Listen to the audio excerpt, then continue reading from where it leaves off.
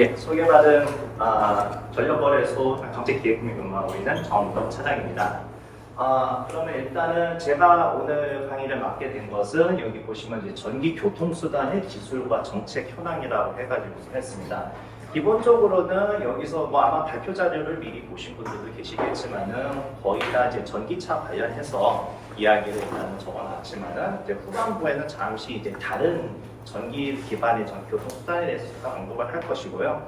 그리고 제가 이제 근무를 하고 있는 곳이 전력거래소이다 보니까 전기차하고 전력망하고 어떤 관계가 있는지에 대해서도 사실 지금 기관에서 지금 현재 연구를 하거나 이제 정책 수립 같은 걸 좀 많이 하고 있습니다. 그런 걸 하고 있는 게 여기 스마트 그리드실에 속해 있는 곳입니다.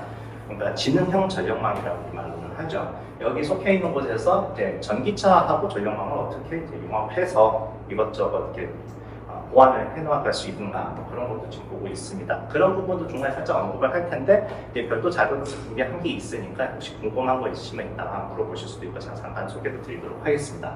자, 그럼 먼저 시작을 하도록 하죠.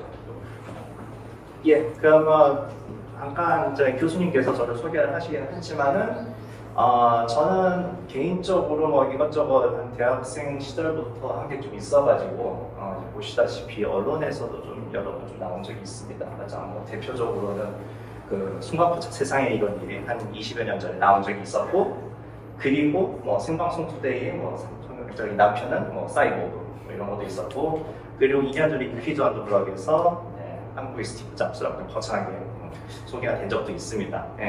그럼 이것이 이제 유퀴즈 촬영 직전에 저희 가족이랑 같이 찍었던 사진인데요. 이렇게 해서 이제 제가 그때 만들었던 20년 전에 만들었던 이제 있는 컴퓨터 해가지고서는 이런 식으로 소개를 한번 받은 적이 있습니다.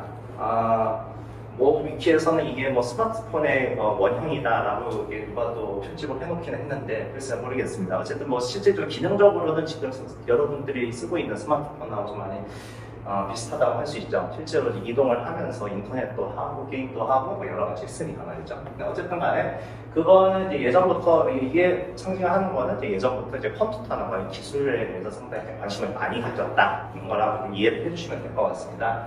그래서 실제로 당시에는 이제 컴퓨터 잡지나 그 서적 같은 것을 집필을 좀 많이 했고요. 그러고서는 이제 시간이 흘러가지고서는 뭐 지금 현재는 전력거래소에서 지금 근무를 하면서 전기, 전력망 이런 것에 관련해가지고서 주로 이제 업무를 하고 있습니다. 그리고 그걸 하는 도중에 스마트폰 앱도 직접 개발을 해가지고서는 이제 사용할 수 있도록 사람들한테 이제 배포를 하기도 했죠. 하여튼 그래서 제가 할 줄 아는 것이 뭐 이렇게 컴퓨터 관련 개발이나 소프트웨어 개발, 그리고 뭐 지금 하는 것은 뭐 전기차 관련해가지고서는 이제 분석을 하거나 여러 가지 같은 활동을 하고 있는 사람이다.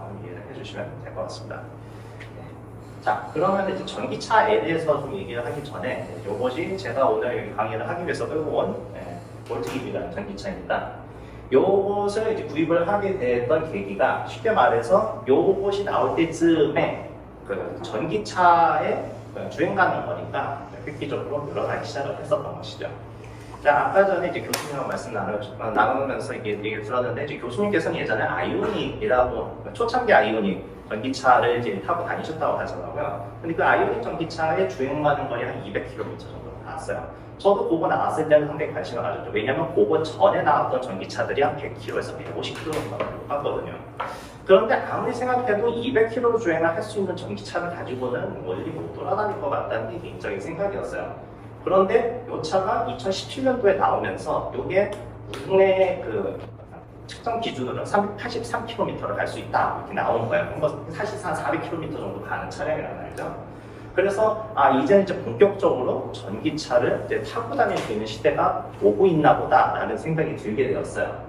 그리고 마침 또 제가 살고 있는 아파트에 이제 충전기가 이제 설치가 되기 시작을 했고요. 그리고 또 제가 이제 업무를 하는 것이 이제 전기 쪽하고 워낙에 밀접하게 관련이 되다 보니까 아무래도 이거를 직접 타면서 경험을 하는 것이 상당히 업무를 보는데 중요할 것 같다는 생각이 들었죠.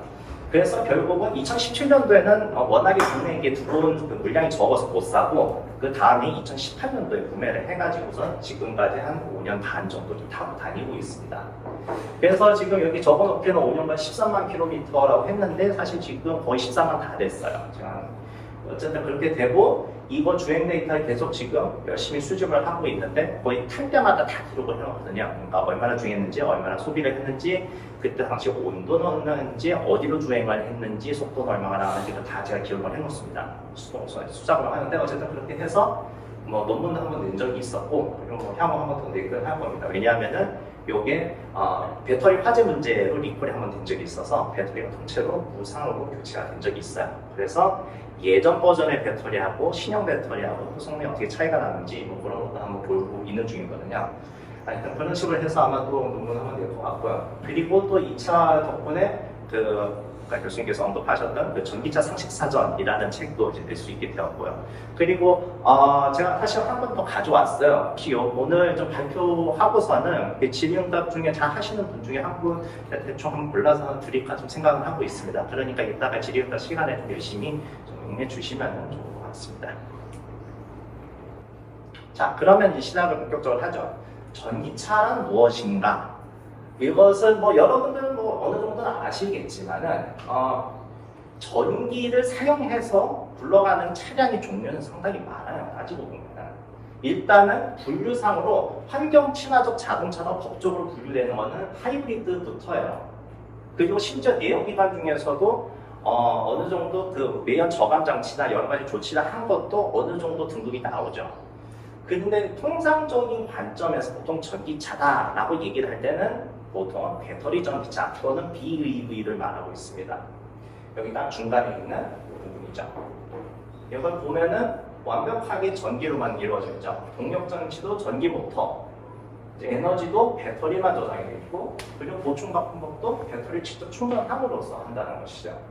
자, 외부 충전이 가능한 플러그인 하이브리드 PHEV도 해외에서는 이제 포괄적으로 플러그인 자동차다라고 해서 전기차와 함께 이제 분류를 해가지고서 통계를 내는 경우도 많아요. 그래서 보통 이렇게 해외 자료를 잠깐 이렇게 찾아보다 보면은 PHEV가 섞여 있는 자료가 되게 많아요. 그래서 생각보다 이제 전기차가 많이 복된 것좀 약간 착시 현상이 발생하는 경우도 있습니다. 근데 이제 순수한 전기차라고 우리가 생각을 하는 부분하고는 조금 거리가 있다 보니까 그 부분 좀 유의해서 봐야겠더라고요. 그리고 이제 맨 밑에서 수소 연료 전지차도 있죠. 우리나라에서 이제 넥소라고 해서 열심히 좀 팔리고 있는 차가 있는데, 요거 같은 경우에도 일단은 동력 자체는 전기를 쓰고, 그리고 에너지도 일정 부분 약간은 배터리 쓰고는 있지만 사실 주된 에너지원은 수소에서 온다는 게 차이가 있죠. 그리고 충전을 할 때도 전기를 충전하는 게 아니라 수소를 충전하는 말이죠. 그래서 요것도 일단은 분류상으로는 뭐 똑같이 전기차하고 비슷한 지위로 일단 두고는 있지만은 엄밀히 말해가지고 조금 다르게 좀 취급을 해야 되는 상황이라고 좀 보고 있습니다. 그리고 이것은 전기차 같은 경우에는 배터리 전기 자동차 같은 경우에는 이제 기존 전기 인프라를 그대로 사용할 수 있다는 장점이 있지만은 수소연료 전기 자동차는 이 수소 인프라를 따로 구축을 해야 된다는 것 때문에 아직까지는 좀 이렇게 발전이 좀 더딘 편이라고 할 수가 있죠. 보조 많이 줘가지고서는 어느 정도 판매량은 나오고 있지만 그래도 아무래도 그런 부분에서는 조금 애로사항이 있지 않나. 향후 어떻게 될 것인가에 대해서는 제가 딱 이렇게 딱 단언해서 말씀을 드리기에는 좀 어렵지만은 아주 많은 쪽에 수소 쪽에 투자가 되지 않는 이상은 기본적으로는 배터리 쪽이 주류가 되고 이쪽이 약간 배터리 전기 자동차를 보완하는 차원에서만 존재를 하지 않겠다. 저는 그렇게 일단 생각을 하고 있습니다. 자, 전기차 그런 것이고요. 그럼 이제 전기차의 동력 특성에 대해서 잠깐 한번 좀 짚어보죠. 자, 전기차 동력 특성 얘기를 할 때 토크와 일률에 대해서 좀 생각을 해볼 수가 있겠죠.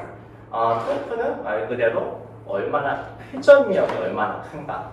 그래서 가속이 얼마나 잘 되느냐를 쉽게 말해서 일반 사람들은 이렇게 설명을 할 수가 있고, 인류, 출력 같은 경우에는 주어진 시간에 얼마나 많은 일을 했냐는 거기 때문에 굳이 이쪽에서 빗대자면 최고 속도가 얼마나 나올 수 있는가로 얘기를 할 수가 있습니다. 실제로 전기차를 몰아보면은 이 최고 속도에 가까울수록 그 출력 한 상한치에 거의 이제 근접하는 것을 볼 수가 있다. 자, 그런데 전기차의 토크는 처음부터 최대로 시작을 해서 이제 인류를 한미가 딱 다다르면 그때부터 이제 떨어지기 시작하는 모양새를 가지고 있죠.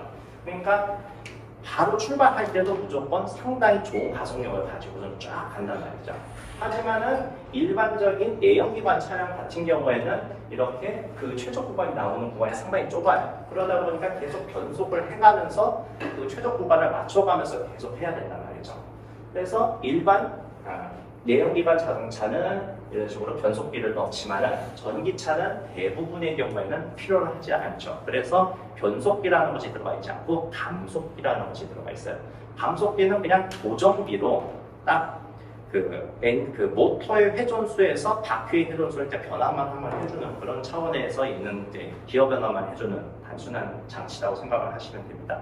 물론 일부 고성능 전기차 같은 경우는 2단 변속기 같은 게 들어가 있는 경우도 있어요. 예를 들어서 포르쉐에서 나오는 타이칸 같은 전기차는 그런 2단 변속기 들어있긴 해요. 그렇지만 상당히 드문 경우고 대부분은 변속기를 제거를 함으로써 효율도 올리고 단가도 낮추고 구조도 단순화해가지고서는 전기차의 가격 경쟁력을 어느 정도 확보를 하는 데 도움이 된다고 볼 수가 있습니다. 이런 식으로 해서 전기차는 옛날에는 그 들어가 있는 모터 자체가 굉장히 약해서 마치 그 골프 카트나 어디 동네에 마실 나갈 때 쓰는 무슨 그 스쿠터 같은 것처럼 사람들이 생각을 할 수 있었는데 그때는 왜냐하면은 뭐 모터도 그렇고 배터리도 다 비싸고 이제 그런 것을 이제 수급하는데 정확한 그 관리체인이 없다 보니까 좀 어려웠는데 테슬라가 그 개념을 좀 바꿨죠. 전기차를 팔아먹으려면 이것이 고성능이다라는 것을 잘 보여줄 필요가 있다고 생각을 한 거예요. 그래야지 좀 비싼 값을 지불하더라도 사람들이 살 수가 있을 것 같다. 해서 한 몇 년 전에 테슬라가 이제 처음에 이제 공략을 했었던 것이 스포츠카를 개조를 해가지고 나왔던 것이 있었고 그 다음에 테슬라 모델 S 같은 것이 나오면서 계속 고성능 모터를 넣어가지고서 이제 판매를 하는 것이 어느 정도 좀 주요를 했죠. 그래서 현재 사람들이 이제 인식을 하기로는 전기차는 일단 성능은 상당히 좋은 것이다 라는 것이 어느 정도 딱 이제 정착이 됐는데 입조를 했다고 볼 수가 있죠. 보통 우리가 일반적으로 자동차 살 때 보통 거기 들어가 있는 차에 이제 마력이 뭐 한 100에서 150마력 뭐 이런 거 많이 들어가지 않습니까? 그런데 제가 지금 끌고 온 자동차, 그 전기 자동차 같은 게 상당히 소형차거든요. 그럼에도 불구하고 거기 들어가 있는 모터가 200마력짜리예요. 그것도 6년 전에 나왔던 차가 그랬단 말이죠. 지금 나오는 전기차들은 뭐 300, 400마력은 그냥 무섭게 들어가거든요. 그런 식으로 해서 전기차의 이 동력 특성을 상당히 잘 살려가지고 제 마케팅을 하고 있다고 보시면 되겠습니다. 자, 그리고 이제 효율 특성에 대해서 한번 얘기를 해보죠. 자, 여기서 보시면은 보통 생각을 할 수 있는 것이 그 충전해서 최종적으로 사용하는 것까지 어떤 식으로 손실이 발생하느냐 그런 표로 이렇게 나타낸 것인데 이제 보시면 알겠지만은 내연기관 차는 가장 문제가 동력기관 손실이 크다는 거예요. 이거는 뭐 상식적으로 생각해도 당연한 수밖에 없는 것이 아까 말씀드린 그 최저 효율 구간 부분 문제도 있지만은 우리가 정차를 했을 때는 이제 공태전을 하고 있지 않습니까? 거기서 아무런 일도 실질적으로 안 하고 있는데도 연료를 쓰고 있어요. 그러다 보니까 그건 다 그냥 손실로 나가고 있단 말이죠. 그러니까 기본적으로 구조상이나 설계상으로 내연기관 차는 아무래도 효율이 떨어질 수밖에 없어요. 그러다 보니까 뭐 다른 것은 다 비슷하다고 쳤을 때 결국은 전기자동차는 거의 동력기관 손실이 거의 이거랑 비교하면 거의 없다시피 한 수준이거든요. 제가 몰고 있는 이제 볼트 EV 같은 경우에는 공식적으로 GM에서 이제 논문에서 나왔던 그 효율 분포도를 잠깐 봤었는데 아무리 못해도 80%대고 너무 무리만 하지 않으면 90%도 쉽게 나오는 그런 모터가 들어가 있더라고요. 그런데 뭐 여기서는 20%라고 잡긴 했지만 실제로 한 10%까지도 내려가기도 한다는 것이죠. 그러다 보니까 전기차는 처음에 충전 손실 정도만 어느 정도 그 영향을 미치고 나머지는 거의 완벽하게 그 동력으로 전환을 해가지고 쓸 수 있다는 식으로 생각을 할 수 있습니다. 물론 이제 그 화석 연료를 떼가지고서는 돌리는 것은 이제 내연기관뿐만 아니라 여기서 제가 저랑 상당히 익숙한 발전소 같은 경우에 많이 있죠. 화석 연료를 떼는 것 중에서 석탄 화력 뜨는 거 있고 LNG 떼는 거 있고 거기서는 발전소 효율이 상당히 높아요. 제가 알기로는 최신 기술로 그 석탄화력 발전소 돌리는 곳은 효율이 한 50%까지도 나온다고 알고 있습니다. 근데 그렇게 될 수 있는 이유는 모든 변이를 다 통제를 하고 있고 일정한 속도로 최고 효율에서 계속 돌리고 있기 때문에 가능한 것이죠. 하지만은 우리가 자동차를 계속 몰고 다니는 속도가 수시로 변한단 말이죠. 일일이 맞추기 굉장히 힘들어요. 하지만 모터는 그렇지 않죠. 거의 최적 상태로 항상 유지를 할 수가 있는 상태니까 게임이 안 된다는 것이죠. 그래서 이렇게만 보더라도 일단은 가지고 온 에너지를 가지고서는 효율적으로 쓰는 것을 차원에서 보면은 전기차가 압도적으로 좋고, 그리고 또 이렇게 생각할 수도 이렇다 보니까 가끔씩 이런 얘기들이 있죠. 전기차도 결국 화석연료를 빼가지고 생산한 전기를 가지고 쓰고 있으니까 뭐 내연기관 차랑 뭐가 다르냐 하는 그런 논리가 있는데, 이런 구조적인 차이 때문에 같은 양의 화석연료로 만든 에너지를 가지고도 전기차가 훨씬 더 효율적으로 그걸 쓰게 돼요. 그러니까 그렇게 따지면 같은 거리를 주행을 했을 때 발생하는 배출량 같은 것이 적어질 수밖에 없죠. 요거는 여러분들이 다른 자료나 뭐 그런 거 찾아보셔도 되고 제 책에도 나와 있기는 하지만은 실제로 적게 나옵니다. 그렇기 때문에 전기차는 석탄 같은 것으로 된 에너지만 가지고만 해가지고 충전을 하더라도 내연기관차보다는 더 위에 있다, 이렇게 생각을 하시면 되겠습니다.